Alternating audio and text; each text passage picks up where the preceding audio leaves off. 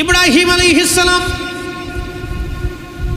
যখন নমরুদ মিনজাবিন আগুনের মধ্যে কিভাবে ফেলবে বৈঠক বসলো, কেউ সিদ্ধান্ত দিতে পারে না, কেউ সিদ্ধান্ত দিতে পারে না।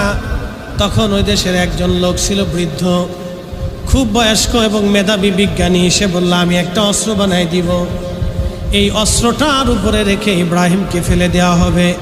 বলে, অস্ত্রটা কি? নাম হলো মিনজাবিন।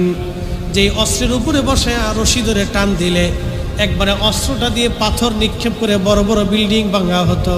ওটা ক্ষেপণাস্ত্র বলতে পারেন, অথবা আপনি বোমা কামানও বলতে পারেন। ওই পৃথিবীর প্রথম অস্ত্র ক্ষেপণাস্ত্র বলেন অথবা কামান বলেন, বহুদূর থেকে শত্রুপক্ষের উপরে এই অস্ত্র নিক্ষেপ করার মেশিন প্রথম আবিষ্কার হয়েছে। আল্লাহ রাসূল বলেন, সাইয়েদুনা ইব্রাহিম